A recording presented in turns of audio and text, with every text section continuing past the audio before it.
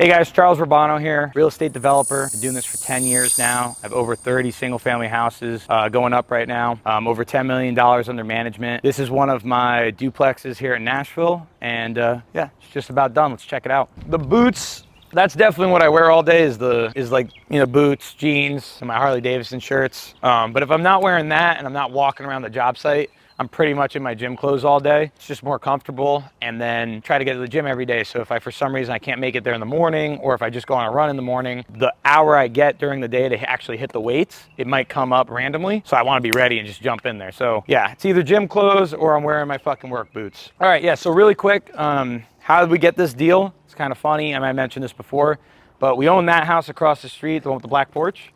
And when we were there flipping that house, you know, going through the demo and the process, whatever, walking around, the guy who owned this house walked out and he was like, hey, you guys flip houses? And we're like, yeah, we flip houses. Why? He's like, oh, well, you know, I want to sell this house. And we're like, fuck yeah, we'll buy it. Then we knocked it down and we built this duplex. So, you know, the way these things happen, right? You see this? This is definitely not OSHA. This is not an OSHA job site, you know, up to date or whatever, up the code. Ah, fuck. Let me get the fucking lockbox code. All right, yeah, so it's funny because it aggravates me every time I go and I'm like, oh, what's the fucking lockbox code on all my jobs? Or like, the door's fucking locked. But yet, like, I tell everybody constantly, make sure you lock the door all the time. And then I always get aggravated when the doors are locked and I can't get in. Oh, fuck. You know, all the jobs we got going on right now, I manage everything through Builder Trend. And all the lockbox codes, you know, I can't keep them straight in my head. They're all different for some fucking reason. You know, it would make sense to just do it all the same and that's really easy, but no, fuck it, they're all different. So yeah, in Builder Trend, track all my jobs. It's really easy to figure out the lockbox code is. I just go to the property address and then the lockbox code is in like the notes, you know what I mean? So it's kind of how I keep track of everything. Now let me actually figure out where we're at. I don't know if you want to record this, but. Already done. All right, cool. So I'm not gonna tell you this isn't a fucking rule. Here I am fucking up. I can't even fucking undo a door, man. I'm retarded. All right. So I'm not saying this is a rule, but this is just what I always do. Call me superstitious. Don't fucking put the key in your pocket or fucking leave it in the door or put it on the windowsill because you're gonna fucking lose it. Anytime I'm on my projects or anything, I always just put the key back in.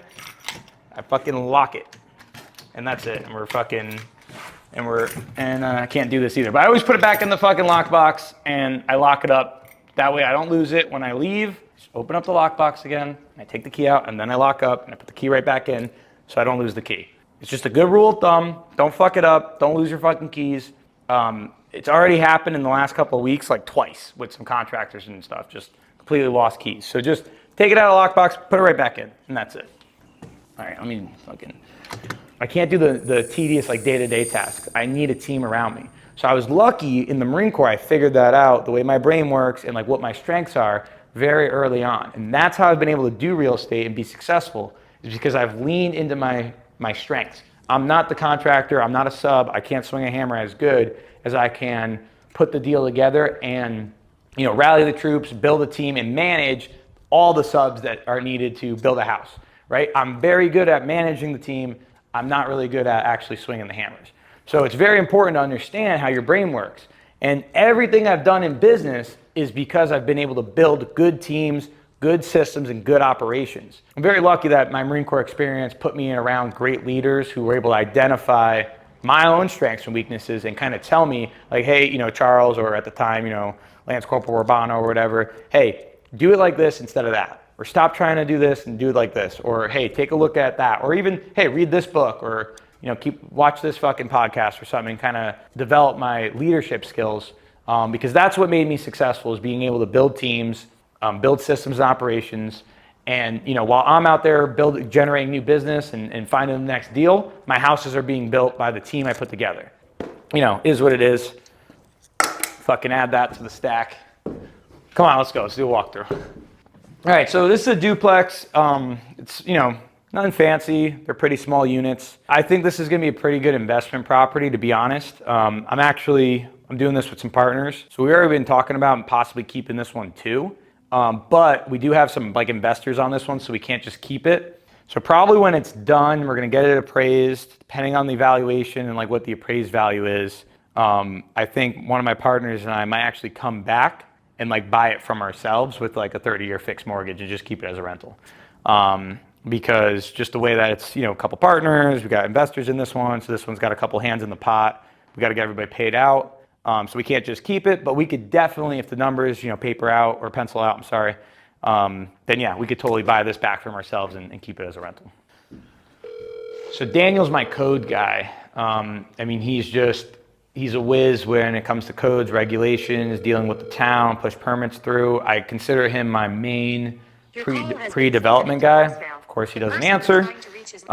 Any questions I have, or I shouldn't even say questions, I hire him pretty much on all my jobs. So once I identify a property, then I send it over to Daniel, and Daniel's the one who actually pushes the permits through for me. I get this when I order the surveys. Daniel's the one who reviews those surveys with me and identifies what we could build, square footage and stuff. So he's a key part of my team. He does an important role, but the reason why he does it is because he knows it much better than I do. I mean, the code book is this thick, and I'm still on chapter 1 when it comes to that type of stuff. But he is my main guy, and you got to have people like that in your network to do this type of stuff I do, because I'm in different markets, different towns, different cities. A lot of little nuances that change, municipalities, different towns, everybody's got their own rules. Daniel's my guy when it comes to codes. So this is, I said it was a duplex. It's not really a duplex. It's technically an HPR, which is, HPR stands for Horizontal Property Regime, HPR. Yep, that's it. So basically what that means is it's not really a duplex, but it's two separate houses that are kind of joined. They share a wall. A lot of times they'll share a driveway, like parking space. They're separate, but they're connected, right? And that's kind of what an HPR is. It's very common down here in Nashville. And if you're doing a subdivision and you can't build two separate single family houses, then you might be able to do an HPR. And if you can't do an HPR, then you go duplex. And if you can't do that, then you just have to build one house. So it's just a different way of doing it. What the fuck is this? What is this? You gotta be a fucking ballerina or something to walk down this fucking step. What is this? Dude, that's like...